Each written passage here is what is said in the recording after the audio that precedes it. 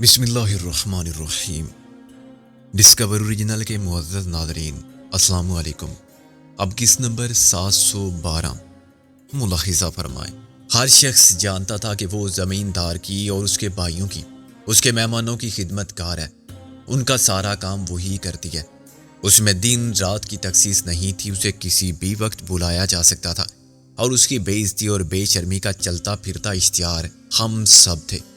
میرا باپ، میرے بھائی بہن، ہمارے حلیے، ہمارے کپڑے، ہمارے چہرے۔ حسد کرنے والے صاف کہتے تھے کہ عیش کیوں نہیں کرے گا بھائی، آخر تو بیٹا کس کا ہے؟ اور اس کی وجہ یہ تھی کہ میری صورت اپنے باپ سے نہیں، زمیندار سے ملتی تھی۔ میں جانتا ہوں کہ موقع ملتا تو وہ خود بھی اپنی بیویوں کو، بہنوں کو، بیٹیوں کو زمیندار کی خدمت کے لیے وقف کر دیتے، مگر وہ بدصورت اور بد وضع تھی، سوکھی سڑی یا موٹی بھینس ایسی۔ لاٹری تو میرے باپ کے نام کی کھلی تھی۔ میں دم بخود بیٹھا استاد پیڈرو کی داستان حیات کا وہ باب سن رہا تھا، جس کو اپنی زندگی کی کتاب سے پھاڑ کر پھینکنے کی بجائے اس نے سنبھال کے رکھا تھا، اور اپنے ماضی کے یہ اوراق رسوائی وہ خود مجھے پیش کر رہا تھا۔ میں نے کہا، تمہارے باپ نے بھی تو گاؤں یا خاندان ہی میں شادی کی ہوگی، یہی تو ساری خرابی ہوئی۔ وہ خود لمبا تڑنگا خوبرو جوان تھا، زبان اس کی خوب چلتی تھی، اور میرا سی اگر لطیفہ گو، حاضر جواب اور مسخرہ نہ ہو تو بھوکا مرتا ہے۔ وہ باتوں کی کمائی کھاتا تھا۔ سال بھر کے لیے اسے زمیندار نے کسی کام سے شہر بھیجا تھا، وہ کام دکھا گیا، مال ہضم کر کے روپوش ہو گیا اور 3 سال غائب رہا۔ پھر کسی نے اسے دیکھ لیا اور گرفتار کر کے لایا گیا۔ اس نے شادی کر لی تھی، اور یہی شادی اس کا معافی نامہ بن گئی، ورنہ زمیندار اسے زندہ گاڑنے کا حکم صادر کر چکا تھا۔ عین وقت پر میری ماں روتی پیٹتی زمیندار کے قدموں سے لپٹ گئی۔ اس نے اپنی سونے کی بالیاں، چوڑیاں سب زمیندار کے قدموں میں ڈال دیں، اور شور کے لیے جاں بخشی کی درخواست کر دی۔ درخواست کے لیے قبول نہ ہونے کا تو سوال ہی پیدا نہیں ہوتا تھا۔ زمیندار کی نظر اپنے قدموں میں پڑی ہوئی سونے کی مورت پر جم کے رہ گئی تھی۔ اس نے بالیاں چوڑیاں واپس کرتے ہوئے اس کا سہاگ اسے بخشا، اور وہ جاں بلب سرتاج کو چارپائی پر ڈال کے گھر لے گئی۔ ہفتہ 10 دن بعد میرا باپ مار کو بھول کے اٹھ کھڑا ہوا۔ اس کے بعد اسے کام کرنے کی ضرورت بھی پیش نہیں آئی۔ میرا چچا اسے بہت ذلیل کرتا تھا کہ بے غیر تھا، چھوڑ دے اس صورت کو یا ڈوب کے مر جا۔ تنگ آ کے میرے باپ نے بات اوپر پہنچائی، اور ایک دن زمیندار نے میرے چچا کو ڈھول کی طرح بجا بجا کے پھاڑ دیا۔ چاچی اس پھٹے ڈھول کو گلے میں ڈال کے کچھ دن گاؤں میں پھرتی رہی، پھر وہ شہر چلے گئے۔ وہاں انہوں نے خاصی کمائی کی۔ خود میں نے ایک بار انہیں دیکھا۔ میرا چچا ایک ریڑھی میں پڑا تھا اور میری چچی اس ریڑھی کو دھکیل رہی تھی۔ بھیک مانگنے کا فن انہوں نے شہر ہی میں سیکھا ہوگا۔ میرے چچا کے ہاتھوں پیروں پر لال پیلے پینٹ تھے، اور اس کے ننگے بدن پر مکھیاں گھوم رہی تھیں، لیکن اس مکروہ نظارے پر منہ پھیر لینے والے ان کی طرف نوٹ پھینکتے جا رہے تھے۔ خود میں نے چاچی کو 100 کا نوٹ دیا تو وہ حیران ہوئی، مگر اس نے مجھے پہچانا نہیں۔ پھر میں نے کہا کہ چاچی، عیش کر رہی ہے تو بھی شہر آ کے؟ وہ پریشان ہو گئی، اور میں گاڑی میں آگے بڑھ گیا۔ اس کے بعد تم نے ان کے لیے کچھ نہیں کیا؟ وہ خود اپنے لیے بہت کچھ کر چکے تھے، مجھے کرنے کی ضرورت ہی نہ تھی، پیڈرو نے کہا۔ میرے چچا کے ہاتھ پاؤں کی ہڈیاں اور کچھ پسلیاں ٹوٹ گئی تھیں۔ گاؤں کے حکیم اور پہلوان انہیں جوڑنے میں تو کامیاب ہو گئے تھے، مگر ہڈیوں کو ٹھیک نہ بٹھا سکے۔ نتیجہ یہ کہ میرے چچا کے دونوں پاؤں مخالف سمت میں مڑ گئے۔ ایک پاؤں تھوڑا سا دائیں طرف گھوم گیا، دوسرا بائیں طرف۔ جب وہ چلتا تھا تو اس کے گھٹنے مل جاتے تھے، اور پنڈلیاں اردو کا 8 والا انسا بناتی تھی۔ اس کا ایک ہاتھ ٹھیک تھا، لیکن دوسرا سوکھ گیا تھا۔ ظاہر ایسی حالت میں وہ دنیا کا کون سا کام کر سکتا تھا سوائے بھیک مانگنے کے۔ چاچی کے ساتھ وہ اپنی حالت کو زیادہ قابل رحم بنا کے نکلتا تھا۔ اپنے گھر میں وہ نہا دھو کے کپڑے بدل کے آرام سے پھرتا تھا، اور کرسی پر بیٹھ کے ٹی وی دیکھتا تھا۔ تم ان کے گھر گئے تھے؟ ہاں، مجھے جانا تو نہیں چاہیے تھا، مگر میں تجسس سے مجبور ہو کر چلا گیا۔ مگر مجھے یہ خیال بھی تھا کہ چاچے کی اس حالت کا ذمہ دار میں ہی ہوں۔ میں اسے یہ بھی بتانا چاہتا تھا کہ اس نے جو کیا بالکل ٹھیک تھا، اور بعد میں نے اپنی زندگی کے داغے رسوائی کو کس طرح دھویا تھا۔ لیکن وہ تو مجھے دیکھتے ہی بگڑ گیا۔ وہ پاگلوں کی طرح چیخنے لگا کہ نکال اس سرامی کے پلے کو میرے گھر سے، یہ میرے بھائی کی اولاد نہیں ہے۔ مجھے چاچا کیوں کہتا ہے؟ جا کے زمیندار کے بھائی کو تایا بنا لے۔ چاچی نے بھی میری ایک نہیں سنی، میری مالی امداد کی پیشکش کو ٹھکرا دیا۔ اس نے اپنے بچوں کو میرے پیچھے لگا دیا۔ وہ 7 تھے، اور سب سے بڑا تو جوان ہی تھا۔ وہ مجھ سے بھوتوں کی طرح چمٹ گئے اور انہوں نے مجھے مار کے دھکے دے کر گھر سے نکال دیا۔ میرا حلیہ بگاڑ دیا انہوں نے مار مار کے۔ اور تم نے مار کھا لی؟ ہاں، اچھی لگی مجھے وہ مار، اپنوں کی مار تھی نا۔ مار تو ہم اور ہمارے باپ دادا سب رزق کے ساتھ کھاتے تھے، جو نصیب میں ہو وہی رزق۔ 100 پیاز 100 جوتے ہوں تو وہ بھی ٹھیک، لیکن میں پیار کی مار کا ترسا ہوا تھا۔ باپ نے کبھی نہیں مارا، کیسے مارتا؟ زمیندار کی اولاد پر ہاتھ اٹھانے کی ہمت کہاں تھی اس میں؟ یا شاید وہ اتنی نفرت کرتا تھا مجھ سے کہ میرے وجود کو مجبوراً برداشت کرتا تھا۔ میری نیکی بدی کا اور پرورش کا اس کے رشتے سے کوئی تعلق نہیں تھا۔ اسی طرح ماں ہمیشہ مجھ پر مہربان رہی۔ مائیں تو مہربان ہوتی ہی ہیں، ماں ٹھنڈیاں چھاواں، لیکن وہ صرف میری ماں کہاں تھی؟ وہ تو بہت سے بچوں کی ماں تھی۔ کچھ پیدا ہی نہیں ہوئے، کچھ پیدا ہو کے مر گئے، کچھ مار دیے گئے۔ جو زندہ بچے وہ بن باپ کے تھے اور زمیندار کی حویلی میں اس کے بھائیوں، بہنوئیوں، سالوں، چاچے، مامے، ان کی اولادوں اور آنے جانے والوں تک کی صورت میں اپنی صورت تلاش کرتے تھے۔ وہ ماں کیا پیار دیتی مجھے۔ اس نے مجھے جب مارا اپنے آپ سے نفرت کے باعث مارا۔ وہ مار میرے مقدر میں بھی نہ تھی جو تربیت، اصلاح اور مستقبل کو سدھارنے کے لیے ماں باپ، بڑے بہن بھائی بہنوں سے پڑتی ہے۔ کیا تم اس کا موازنہ پولیس کی مار سے کر سکتے ہو؟ یہی وجہ ہے سکندر صاحب کہ میں نے اپنے چچا کی گالیاں سن کے خوشی محسوس کی۔ وہ سب میرے کزن تھے، چاچے دے پتر، جنہوں نے مجھے مارا اس لیے کہ میں ایک برا آدمی تھا، اور ان کے والدین ایسا سمجھتے تھے۔ وہ فقیر تھے مگر ان میں غیرت تھی جو مجھ میں بھی تھی۔ میں نے کہا، یہ انکشاف ہے میرے لیے؟ آج رات بہت سے انکشافات ہوں گے تم پر۔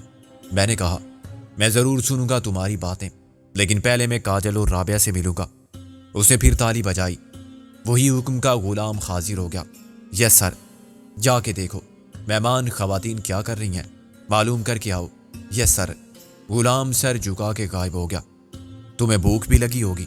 میں نے کہا، میں اکیلا کھانا نہیں کھاؤں گا، کھانے میں بھی کچھ دیر ہے، کیوں نہ ایک کپ کافی اور چائے ہو جائے؟ اس نے کہا، ویسی ہی چلے گی، ہاٹ اینڈ بلیک مگر کریم اور شوگر کے ساتھ۔ غلام پھر نمودار ہوا۔ ڈاکٹر صاحبہ نے کہا کہ مہمان بالکل ٹھیک ہیں مگر سو رہی ہیں، انہیں اس وقت اٹھانا مناسب نہیں۔ کون ڈاکٹر صاحبہ؟ میں خود بات کروں گا، بلکہ میں انہیں دیکھوں گا۔ میں نے کہا۔ پیڈرو اٹھ کھڑا ہوا۔ جیسی تمہاری مرضی، آؤ میرے ساتھ۔ رابعہ اور کاجل واقعی سو رہی تھی۔ ان کے بیڈ روم کے باہر ایک نرس موجود تھی اور ایک خادمہ سٹول پر بیٹھی ہوئی تھی جو پیڈرو کو دیکھتے ہی سلام کر کے کھڑی ہو گئی۔ تم جاؤ اندر، پیڈرو نے وہیں رک کر کہا۔ میں اس شائستگی کے مظاہرے پر حیران ہوا مگر حالات ہر لمحہ ایسی تیزی سے روبہ تغیر تھے کہ میں نے اپنی حیرت کا اظہار نہیں کیا اور دروازہ کھول کے کمرے میں داخل ہو گیا۔ ادھیڑ عمر کی ایک لیڈی ڈاکٹر نے احتجاجی سوالیہ نظروں سے مجھے دیکھا۔ یہ میری وائف ہیں اور یہ نہیں۔ میں نے کہا، ان کی طبیعت کیسی ہے؟ پریشانی کی کوئی بات نہیں ہے سر، وہ مرعوب ہوگی، ان پر تھوڑا سا اثر تھا سیڈاٹیو کا، اگر یہ صبح تک کسی طرح سوتی رہیں گی تو خود بخود ختم ہو جائے گا کسی دوا کے بغیر۔ ویسے میں ان کو انجیکشن دوں تو یہ 3 منٹ بعد بالکل چاقو چوبند ہوں گی، مگر شاید پھر رات بھر جاگتی رہیں گی۔ دوبارہ ٹرینکولائزر دینا پڑیں گے، اس سے کیا فائدہ؟ اوکے ڈاکٹر تم ہو، میں نہیں، میں نے انگریزی میں کہا اور باہر نکل آیا۔ میں باہر نکلا تو پیڈرو غائب تھا۔ سر اپنے کمرے میں ہیں، نرس نے کہا، کہہ گئے تھے آپ وہیں آ جائیں۔ شاید پیڈرو کا خیال ہوگا کہ میں بہت دیر رکوں گا یا اصرار کروں گا رابعہ اور کاجل کو بیدار کیا جائے، اگرچہ اس سے احساس سے فرار نہ تھا کہ میں اپنے بدترین دشمن کی قید میں ہوں اور اپنی مرضی سے جانا چاہوں تو نہیں جا سکتا، لیکن ابھی تک کوئی بات میری مرضی کے خلاف نہیں ہوئی تھی اور پیڈرو کے انتظامات بھی ٹھیک تھے۔ وہ مجھے دیکھ کے تھوڑا سا حیران ہوا۔ وہ جام شراب ہاتھ میں لیے بیٹھا تھا۔ بڑی جلدی آ گئے، میں نے کہا۔ ان کا سوتے رہنا ہی بہتر ہے، پیڈرو نے کہا۔ کافی پیو گے یا؟ میں نے کہا، یہاں سے میں اس وقت بھی دور رہا جب ولایت میں ہر جگہ اور ہر وقت مفت مل سکتی تھی۔ وہ مسکرایا۔ اب میں کون سی قیمت مانگ رہا ہوں؟ بہت بڑی قیمت ادا کرنی پڑی ہے اس کی، تم بھی جانتے ہو، میں نے کافی بناتے ہوئے کہا۔ اس کے لیے مجھے اپنے ایمان کی قربانی دینی پڑے گی اور اصل قیمت کا حساب بعد میں ہوگا۔ ہم تو پیدائشی جہنمی ہیں، اس نے کہا، دنیا میں بھی جہنم اور آخرت میں بھی۔ آدمی اپنی جہنم خود بناتا ہے، میں نے کہا، اور پھر اس میں اکیلا نہیں چلتا، وہ سب بھی چلتے ہیں جو اسے اپناتے ہیں۔ ٹھیک کہتے ہو تم، میں اپنے باپ کے بنائے ہوئے جہنم میں نہ پیدا ہوتا تو شاید استاد پیڈرو نہ ہوتا، بدر الدین ہوتا۔ یہ تمہارا اصل نام ہے؟ ہاں، بدر الدین سے میں بدرو بنا، پھر استاد بدرو ہوا۔ جب فلم آئی بیگم پارا اور شیخ مختار کی استاد پیڈرو، تو میں نے خود اپنا نام استاد پیڈرو رکھ لیا۔ اس جہنم میں میری ماں تو اپنی خوشی سے رہی، میں سمجھتا ہوں سارا قصور اس کا تھا۔ وہ کیوں گئی تھی میرے باپ کے لیے زندگی کی بھیک مانگنے؟ کیا اسے معلوم نہیں تھا کہ تھانے دار کسی کو رشوت لیے بغیر نہیں چھوڑتا؟ اور وہ تھانے دار تو ان داتا بھی تھا۔ تم زیادتی کر رہے ہو، یہ اسے کیسے معلوم ہو سکتا تھا؟ کیا وہ کسی بہت بڑے گھر کی بیٹی تھی؟ بڑے اونچے طبقے سے آئی تھی؟ پیڈرو نے نفرت کے زہر آلود لہجے میں کہا، ایسی لڑکی میرے میراثی باپ کے ساتھ شادی کر کے اپنا گھر چھوڑ آئی۔ تم نہیں جانتے اس کے خاندان کے بارے میں؟ کیسے جانتا؟ اس نے کبھی بتایا ہی نہیں، اس سے ملنے کبھی کوئی نہیں آیا اور نہ وہ کسی سے ملنے گئی، پیڈرو بولا۔ بعد میں اس نے کبھی کچھ کہا تو کبھی کچھ۔ وہ کوئی شریف زادی پہلے بھی نہیں تھی، ایسی زندگی کی عادی تھی وہ، ورنہ اتنی آسانی سے زمیندار کو منہ مانگی قیمت ادا کرنے پر تیار نہ ہوتی۔ مجبوری آدمی سے سب کچھ کراتی ہے، میں نے کہا۔ ہاں، عزت دار عورت ایک مجبوری سے سمجھوتا کرتی ہے تو خودکشی پر مجبور ہو جاتی ہے۔ وہ خودکشی نہ کرتی، شوہر کے ساتھ وہیں واپس چلی جاتی جہاں سے آئی تھی، لیکن وہ اپنی مرضی سے وہاں رہی۔ سب کچھ سن کے اس پر بھی کوئی اثر نہیں ہوا، اور میرے باپ کو بھی اس نے قائل کر لیا ہوگا کہ کیا رکھا ہے عزت غیرت کے چکر میں۔ بھوکے مرنے اور جوتے کھا کے جینے سے یہ بہتر ہے کہ جو بھونکتا ہے اسے بھونکنے دے، اپنے کان بند کر لے اور آنکھیں بھی۔ فراغت نے میرے باپ کو بھی غیرت سے محروم کر دیا۔ خوف کا اس میں اتنا دخل نہیں تھا۔ جب میں 10 سال کا ہوا تو میرے چاچا کو غیرت مندی کی قیمت ادا کرنی پڑی۔ اس کے گاؤں سے چلے جانے کے بعد لوگوں نے تھو تھو کی۔ میری عمر کے لڑکے جو باتیں گھر میں سنتے تھے وہ میرے منہ پر کہتے تھے۔ وہ کہتے تھے، بدرو تو حرامی ہے، پکا حرامی ہے، 16 آنے۔ حرامی ان میں بھی بہت ہوں گے، 16 آنے نہ صحیح، 14 آنے، 12 آنے، 8 آنے، مگر کچھ ہوتے ہیں ایسے راز جو راز نہیں ہوتے مگر سرے عام کھولے بھی نہیں جاتے۔ ہر شخص جانتا ہے کہ گٹر کے ڈھکن کے نیچے غلاظت بہتی ہے، اسے سب چھپاتے ہیں۔ کوئی اسے گلی میں بیٹھا دیکھے گا تو ناک منہ پر رومال رکھ کے گزرے گا۔ ایسا ہی میرے ساتھ ہوا۔ میرا حرامی ہونا سر بستہ راز نہیں رہا، بلکہ ہر شخص کی زبان پر آنے والی بات بن گیا۔ پھر آہستہ آہستہ اپنے وجود کی گندگی سے خود مجھے گھن آنے لگی اور میں اپنے آپ سے نفرت میں مبتلا ہو گیا۔ ایک دن میں نے اپنی ماں سے وہ کہہ دیا جو میں نے دوسروں سے سنا تھا۔ میرا خیال تھا کہ اس بات پر وہ بھڑک اٹھے گی اور مار مار کے میری چمڑی ادھیڑ دے گی، لیکن وہ تو عادی تھی یہ باتیں سننے کی۔ وہ صرف حیران ہوئی میری زبان سے، ایسا سن کے، اور پھر اپنی تیاری میں مشغول ہو گئی۔ ہاں ہوں، پھر اس نے کہا۔ میں نے کہا، لوگ مجھے حرامی کہتے ہیں تیری وجہ سے۔ اس نے کہا، تو بھی کہہ دیا کر انہیں حرامی، بڑے آئے حرامی کہنے والے، انہیں معلوم ہے ان کا باپ کون تھا؟ ذرا پوچھیں جا کے اپنی اپنی ماؤں سے۔ لیکن اس کے جواب نے مجھے مطمئن نہیں کیا۔ میں نے کہا، تو کیوں جاتی ہے زمیندار کے گھر؟ اس نے کہا، تم سب کے جہنم بھرنے کے لیے۔ تمہارے پیٹ خالی باتوں سے نہیں بھر سکتے اور تمہارا نکھٹو باپ کچھ نہیں کر سکتا۔ میں نے کہا، کوئی ضرورت نہیں ہے ہمارے لیے کہیں جانے کی، ابا بھی کام کرے گا اور میں بھی کام کروں گا۔ وہ ہنسنے لگی۔ کیا کام کرے گا تو؟ وہی جو تیرا ابا کرتا تھا، تیرا چاچا کرتا تھا، ڈول بجائے گا، بانڈ بن کے ناچے گا، جوتیاں چٹکھائے گا، اور کیا بنے گا؟ اس میں بڑی عزت ہے۔ میں نے کہا، میں کچھ بھی کروں مگر میں تجھے گھر سے نہیں جانے دوں گا۔ اس نے کہا، چل ہٹ حرامی، بڑا آیا مجھے روکنے والا۔ وہ کپڑے پہن کے میک اپ کر چکی تھی۔ میں اس کے راستے میں کھڑا ہو گیا مگر وہ مجھے دھکا دے کر چلی گئی۔ میں زمین پر گر پڑا۔ مجھ سے کچھ بڑے لڑکے یہ دیکھ کے ہنسنے لگے، فحش اشارے کرنے لگے اور میرا مذاق اڑانے لگے۔ ذلت کی انتہا نے مجھے پاگل کر دیا۔ میں کپڑوں پر اور ہاتھوں پیروں میں لگی ہوئی مٹی جھاڑے بغیر گھر میں گیا۔ وہاں سے ٹوکا اٹھایا اور اس خیال سے کہ کوئی نہ دیکھے پچھلی طرف کھڑکی سے باہر کود گیا۔ اگر کسی نے مجھے ٹوکے سمیت جاتا دیکھ لیا ہوتا تو مجھ سے پہلے یہ اطلاع زمیندار کی حویلی میں پہنچ جاتی۔ میری ماں حویلی سے گزر کے زمیندار کی بیٹھک میں داخل ہو رہی تھی کہ میں بھی پہنچ گیا۔ کسی نے مجھے نہیں روکا کیونکہ میں حویلی میں آتا جاتا رہتا تھا۔ راستہ طے کرتے ہوئے میرے جوش میں کچھ ہوش کے جذبات غالب آ گئے تھے، ورنہ میں ٹوکا لہراتا ہوا گالیاں بکتا ہوا داخل ہوتا تو دروازے پر ہی دھر لیا جاتا۔ میں ٹوکے کو چھپا کے لے گیا۔ اتنی بڑی چیز کو چھپانا آسان نہیں ہوتا، لیکن میں نے کسی نہ کسی طرح بیٹھک تک کا فاصلہ طے کر لیا اور بس آگے کچھ تقدیر نے مدد کی۔ میری ماں زمیندار کے ساتھ بیٹھی ہوئی تھی، مگر ان کا رخ دوسری طرف تھا۔ بیج سے بنے ہوئے کاؤچ کی پشت سے ان کے صرف سر نظر آتے تھے۔ جب میں نے دروازہ کھولا تو وہ چونک اٹھے اور انہوں نے پلٹ کر دیکھا۔ میں نے انہیں اٹھنے کی یا کوئی سوال کرنے کی مہلت ہی نہیں دی۔ مجھے ٹوکا استعمال کرنا آتا تھا۔ چارہ کاٹنے میں اب میں باپ کی مدد کرنے لگا تھا۔ میرا پہلا وار زمیندار پر ہوا۔ اس کا سر درمیان سے دو ٹکڑے ہوا اور اس کا خون نکلا تو اس میں مغز بھی بہہ گیا۔ میری ماں نے چیخ ماری تھی کہ میں نے ٹوکا چلا دیا۔ اس کا سر اس لیے بچ گیا کہ وہ اٹھنے لگی تھی۔ ٹوکا اس کی گردن پر پڑا اور وہ وہیں گر گئی۔ اس کا سر جسم سے الگ نہیں ہوا تھا، بس ایک طرف کی کھال کے ساتھ لٹکا رہ گیا تھا۔ اس کی چیخ نے حویلی میں کھل بلی مچا دی تھی۔ اچانک مجھے اپنے جرم کی سنگینی کا احساس ہوا۔ میں نے 2 قتل کر دیے تھے۔ میں نے اپنی ماں کو مار ڈالا تھا اور میں نے پورے گاؤں کے انداتا کو بادشاہ سلامت کو ہلاک کر دیا تھا۔ آلہ قتل میرے ہاتھ میں تھا اور میں موقع واردات پر پکڑا جاتا تو وہیں میری تکہ بوٹی ہو جاتی۔ اس وقت ایک دم عقل لوٹ آئی اور میں نے پہلا کام یہ کیا کہ دروازے کو اندر سے کنڈی لگا دی۔ وہ سب دروازے کو پیٹتے رہ گئے اور میں کھڑکی کھول کے باہر کود گیا۔ پھر میں بھاگا اور بھاگتا چلا گیا۔ تب سے آج تک میں بھاگ رہا ہوں۔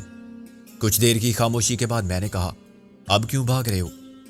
آدمی کا گھر نہ ہو تو وہ بھاگتا رہتا ہے، پیڈرو بولا۔ تمہارے منہ سے ایسی فلسفیانہ گفتگو میں پہلی بار سن رہا ہوں، اور عجیب اتفاق یہ ہے کہ مجھ سے چودھری دلاور نے بھی جس لہجے میں گفتگو کی وہ میرے لیے اجنبی تھا۔ یہ اچانک دنیا کیسے بدل گئی ہے؟ میری تو عقل حیران ہے کہ وہ سب غلط تھا جو میں نے آج تک دیکھا، سنا، محسوس کیا اور سمجھا، یا اب جو میرے سامنے آ رہا ہے وہ غلط ہے۔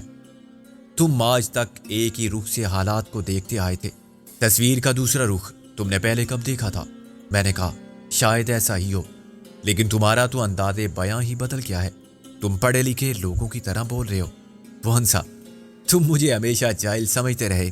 ظاہر ہے تم جیسے بات کرتے تھے وہ بھی ضروری تھا، جیسا کام ویسا کلام۔ پولیس بھی اگر آپ جناب کرنے لگے تو ملزم قابو نہ آئے۔ ان کی مجبوری ہے بدماشوں کے ساتھ بدماشی کی زبان استعمال کرنا۔ یہ غلط دلیل ہے۔ تم اپنی مثال دے سکتے ہو، پولیس کی نہیں۔ وہ تو شریف آدمی کے ساتھ بھی ویسے ہی پیش آتے ہیں جیسے بدماش کے ساتھ۔ شریف نہیں، غریب کہو، پیسے والے ان کی زبان خرید لیتے ہیں، پیڈرو بولا۔ عادت رفتہ رفتہ ان کی فطرت بن جاتی ہے جیسے میری فطرت بن گئی تھی۔ چلو پہلے ہم کھانا کھا لیں، پھر میں بتاؤں گا کہ گاؤں سے شہر آنے کے بعد میں بدرالدین سے استاد پیڈرو کیسے بنا۔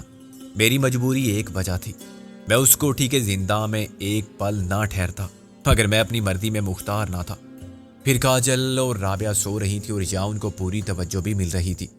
استاد پیڈرو کی باتوں سے متاثر ہو کے اپنی دشمنی کے جذبات کا رخ بدلنا میرے لیے ناممکن تھا۔ پیڈرو کے حالات خواہ کچھ بھی رہے ہوں، میں اس تلخ حقیقت کو نظر انداز نہیں کر سکتا تھا کہ میری زندگی کی ساری بدبختی کے آغاز و انجام میں سب سے بڑا ہاتھ اسی کا تھا۔ اس کی باتیں غور سے اور دلچسپی کے ساتھ سننے کا ایک مقصد اور بھی تھا۔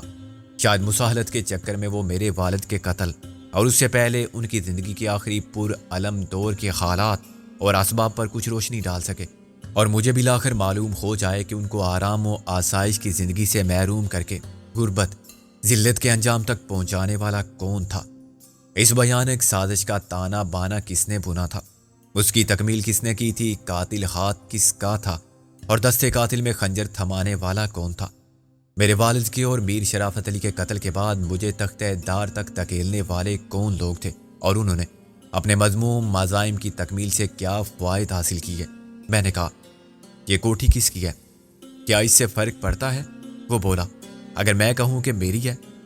میں نے تسلیم کیا، نہیں، مگر یہ خادم اور خادمائیں، ویٹر، یہ سب عارضی انتظام ہے۔ وہ بولا، تمہاری دلچسپی کے لیے میں بتا دیتا ہوں کہ کوٹھی اکبر خان کی ہے۔ میں پہنچ کر رہ گیا، وہی اکبر خان؟ وہی اکبر خان، دلاور خان کا بڑا بھائی جسے وہ مرحوم کر چکا تھا۔ وہ زندہ ہے اور پاکستان میں ہے؟ آج کل نہیں ہے، वैसे ही आता जाता रहता है। पेड्रो बोला, तुम्हें कैसे मालूम हुआ कि वो जिंदा है? खुद मैंने मालूम किया, हाल ही में, वो बोला। जब जरूरत नहीं थी तो मैं भी भूल गया था। मुझे उसके पुराने ठिकानों का भी इल्म था और पुराने कारिंदों को भी मैं जानता था। इंटरनेशनल ड्रग माफिया में शामिल है वो। क्या उसे खुद दिलावर ने हलाक करने की कोशिश की थी? मेरा ख्याल है वो ऐसा नहीं समझता। वो इटली के एक शख्स को इस वाक़े का जिम्मेदार करार देता है, पेड्रो बोला। इससे कबल दोनों भाइयों के दरमियान कारोबारी मामलात पर इख्तलाफ राय था। दिलावर में इतनी हिम्मत नहीं थी कि माफिया से मुखालफत मोल दे सके। उसने खुद ही अकबर खान का साथ छोड़ दिया। पैसे के लेन देन पर दोनों भाइयों में खासी गर्मा गर्मी भी हुई थी, मगर अकबर खान वसी ज़र्फ का मालिक है और बड़ा है। उसने दिलावर को माफ कर दिया, बल्कि अपना हिस्सा बख्श दिया। दिलावर जो कुछ है उसी की वजह से है। उसने तुमसे नहीं पूछा कि अब मेरे पास क्यों आए हो? मैंने कहा, पूछा था और मैंने उसे सच बता दिया। झूठ बोलने का कोई फायदा ना होता, वो सच मालूम कर लेता, पेड्रो बोला। मैंने कहा कि दिलावर खान ने मुझे मायूस किया है, अब तुम मुझे जगा दो। उसने वादा तो नहीं किया, मगर मेरा ख्याल है कि वो मुझे मुस्तरद भी नहीं करेगा। तुमने उसे क्यों नहीं बताया कि उस पर हमला कराने वाला खुद उसका छोटा भाई है? पेड्रो ने नफी में सर हिलाया। वो समझता कि मैं अपने पुराने बास का दुश्मन हो रहा हूं और इख्तलाफ की वजह कुछ और है। उसे बदनाम करने के लिए मैं ये कहानी गढ़ रहा हूं। ऐसे लोगों को कोई पसंद नहीं करता जो ज़ाती इख्तलाफात की बिना पर वफादारियां बदलते हों। अव्वल तो उसे हकीकत का पहले से इल्म होगा, उसके वसाइल बेपनाह हैं। अगर उसको ये बात मालूम होगी कि उसके खिलाफ साजिश करने वाला दिलावर ही था, तो उसने ये बात मुझसे छुपाई। उसे मेरी साफ गोई पसंद आई होगी कि मैंने दिलावर पर कोई इल्ज़ाम नहीं लगाया, बस ये कहा कि वो फील्ड से अलग हो रहा है और उसने मुझसे कहा है कि अपना बंदोबस्त कर लो जहाँ चाहो। फील्ड में एतबार के काबिल कम ही लोग हैं और बाहर के आदमी पर तो कोई भी एतमाद नहीं करता। यही समझा जाता है कि वो सुन गुन लेने और अंदर के भेद मालूम करने के लिए आया होगा। खुशकिस्मती से मैं अकबर खान के लिए भी काम कर चुका था और वो मुझे जानता था कि मैं काम का आदमी हूँ। वो अपने तौर पर तस्दीक करेगा कि मेरी कहानी में कितनी अफसाना तराजी थी और कितनी हकीकत। उसके बाद वो मुझे बुला लेगा। गोया तुम तमाम उम्र इसी धंधे में गुजारने का फैसला कर चुके हो? हाँ। जमा जमाया कारोबार कोई नहीं छोड़ता। ना मुझे किसी और काम का तजर्बा है और ना किसी काम में इतनी आमदनी है, पेड्रो ने साफ गोई से कहा। खाने के लिए वो मुझे दूसरे कमरे में ले गया। वहाँ मुझे दीगर 3 अफराद भी नजर आए जो हमारे अगवा करने वालों में शामिल थे, मगर यहाँ उनकी हैसियत ज़ाती खिदमतगारों से ज़्यादा ना थी। ये तुमने कैसे लोग जमा कर लिए हैं? मैंने कहा, क्या ये भी दिलावर के साबिक साथी हैं? हाँ, ये सब आजकल मेरे साथ थे। मुख्तलिफ लोगों के साथ मुख्तलिफ कारकुन होते हैं और वो काम की नोयत के एतबार से उनका इंतखाब भी खुद ही करते हैं, पेड्रो ने कहा। अगर गलती से नुकसान हो जाए तो जिम्मेदारी इंतखाब करने वाले की। वो नुकसान भी पूरा करेगा और गलती करने वाले को खुद ही सजा दे या मुआफ करे। लेकिन ये तो मुझे बिल्कुल अनाड़ी लगते हैं। पहले सब अनाड़ी होते हैं, ये सब वफादार हैं। जितना कहा जाए उतना ही करते हैं, ना ज़्यादा ना कम। सब असलहा इस्तेमाल करना जानते हैं और सबसे बड़ी बात यह कि लावारिस हैं। किसी का घर ही नहीं था, अगर जाते तो बड़े घर। मैंने हमेशा ऐसे लोग तलाश किए, मेरे साथ उनके लिए कोई खतरा नहीं और फिक्र भी कोई नहीं। वो कार्टून कहाँ है? बादशाह सलामत। कौन बादशाह सलामत? पेड्रो हैरान होकर बोला। वही नीम मर्दाना नीम जनाना, डबल किरदार वाला। पेड्रो हंसने लगा। उसका ये नाम तो नहीं है। तुम क्यों बादशाह सलामत कहती हो? उसने खुद ही कहा था कि हम बादशाह सलामत हैं। क्या वो पागल है? मैंने पूछा। वो बड़े काम का आदमी है, लड़ने भिड़ने में तो ऐसे ही है, मगर वो क्रिकेट की तरह रंग बदलने का माहिर है। मुश्किल से मुश्किल मसला चुटकी बजाते में हल करना हो तो उसके सपुर्द किया जा सकता है। खुसूसन जासूसी और सुराग रसानी से कोई खबर लानी हो, किसी का खोज लगाना हो, किसी बात की तस्दीक करनी हो, किसी को गुमराह करना हो या चकमा देना हो, वो औरत बन जाए तो मर्द धोखा खा जाते हैं। पागल, शराबी, फकीर सबके किरदार कर लेता है और बहुत माहिर मेकअप आर्टिस्ट है। पहले किसी थिएटर में काम करता था। वो गांवों कस्बों के मेलों में नाटक करते थे, लेकिन उनका असल काम कुछ और था। वो जहाँ जाते थे वहाँ से एक आध लड़की गायब हो जाती थी। कुछ उनके वरगलाने से थिएटर के रास्ते फिल्मों में जाने का ख्वाब देखती हुई खुद आ जाती थी और फिर ब्लैकमेल हो के वापस जाने के काबिल नहीं रहती थी। कुछ उन्होंने धोखे से भी उठाई اور ان میں سے بیشتر تو خاموشی سے ادھر ادھر ہو گئیں، لیکن سب تو بے وقوف اور بزدل نہیں ہوتی۔ ان کے خلاف مسلسل 3 شہروں میں رپورٹیں درج ہوئیں۔ رپورٹ درج کرانے والے اثر و رسوخ رکھتے تھے، ورنہ ان بیچاری دیہاتی لڑکیوں کی کون سنتا۔ ایک عورتوں کی تنظیم تھی جس نے سارا کیس تفتیش کرایا، دوسرا ایک وکیل تھا، اور تیسرا خود ایک خریدار تھا جس نے ایک لڑکی سے شادی کر لی تھی۔ بالآخر یہ لوگ پکڑے گئے اور سب کو لمبی سزائیں ہوئیں۔ آگا اس وقت بھی بیس بدل کر نکلنے میں کامیاب ہو گیا۔ کون آگا؟ وہی بادشاہ سلامت۔ ہاں، آگا اشر کا بڑا مداح تھا۔ تھیٹر میں ان کے ڈرامے ہر جگہ بہت مقبول تھے اور فنکار انہی کی کاپی کرنے کی کوشش کرتے تھے۔ اس کا اثر آج تک ہماری فلموں میں نظر آتا ہے۔ لوگ آگا اشر کہتے تھے، مگر یہ منع کرتا تھا کہ کہاں وہ کہاں میں تو ان کی خاک پا بھی نہیں، بس آگا کافی ہے۔ کیا وہ اسی لیے ہر جگہ ہر وقت بیس بدل کے پھرتا ہے؟ ہاں، یہ زیادہ پرانی بات نہیں، پیڈرو نے کہا۔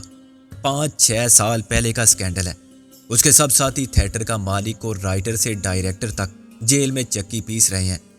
یہ اس خوف سے پہلے تو روپوش رہا کہ مخبری کرنے والے پکڑوا نہ تھے، اسے پہچاننے والے بہت تھے۔